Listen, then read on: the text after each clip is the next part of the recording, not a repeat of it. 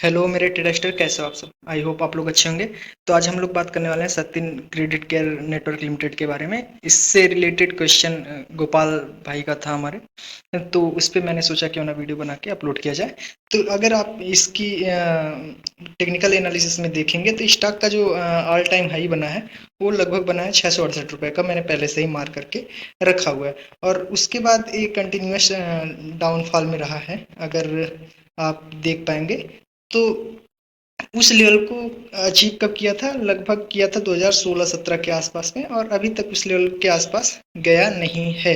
और बहुत दिनों से एक रेंज जो बनी हुई है 184 से लेके 274, मतलब 185 से 75 मान लीजिए, उस रेंज में स्टॉक लगभग कब से है?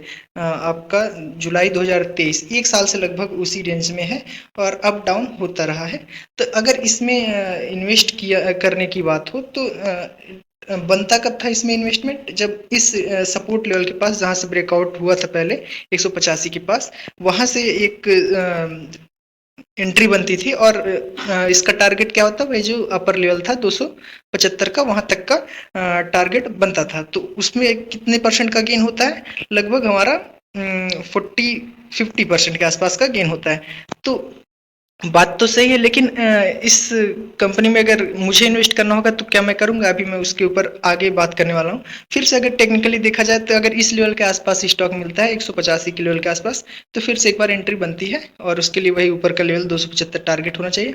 हालांकि उससे पहले भी जो पहले सपोर्ट रहे जैसे 215 के आसपास, उसको रखा जाना चाहिए लेवल को ध्यान में। और अभी तक जो आप देखेंगे तो अगर मैं इसको वीकली पे कन्वर्ट करूं चार्ट को, तो यहाँ पर आपको देखने को मिलेगा कि ये जो एक लेवल है, क्या बोलते हैं, 275, इसके ऊपर एक बार भी वीकली क्लोज नहीं आई है। मंथली क्लोज की अगर मैं बात करूं तो मंथली क्लोज इसके ऊपर नहीं आई है। और कब से नहीं आई है?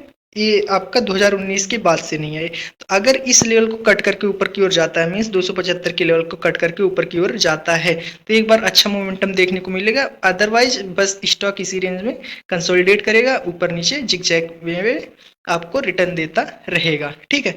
और एक जो इसके लिए इंपॉर्टेंट सपोर्ट का काम करने वाला, वो 185 का काम करने वाला है।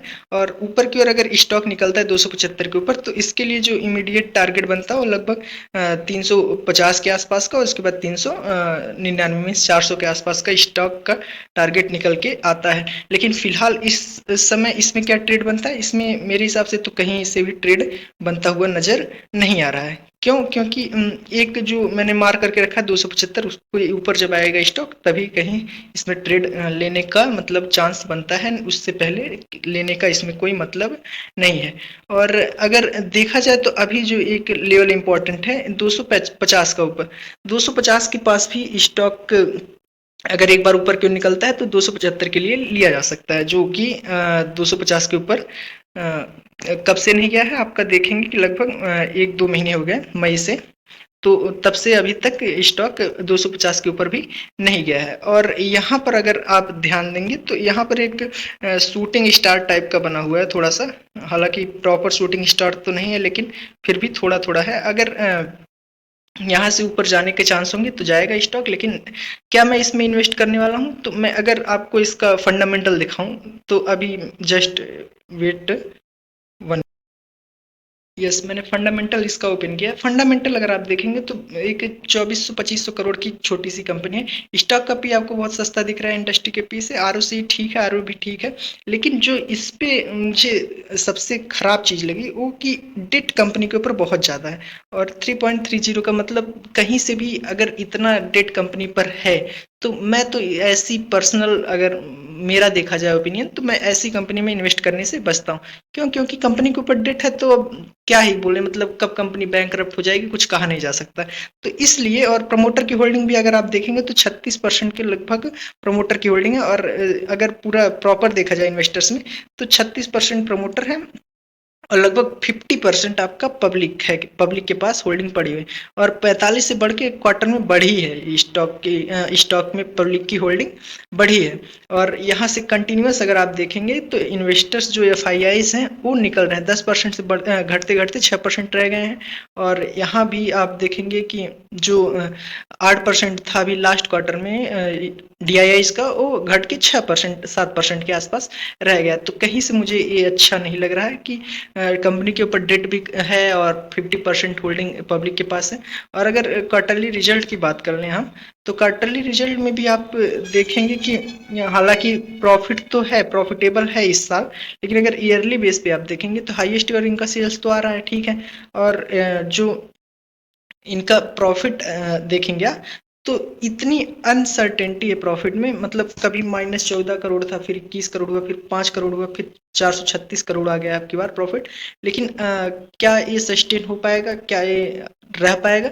तो अब इसके ऊपर मुझे डाउट है। और जो निगेटिव सबसे लगा मुझे कि डेट कंपनी के ऊपर बहुत ज़्यादा है और प्रमोटर मतलब होल्डिंग बहुत कम है, और ओवरऑल स्ट्रांग हैंड में भी होल्डिंग बहुत कम है, पब्लिक के पास 50% होल्डिंग है। तो मैं तो ऐसी कंपनी में इन्वेस्ट करने से बचता हूँ जब मेरे पास और भी अपॉर्चुनिटीज़ मिल सकती हैं।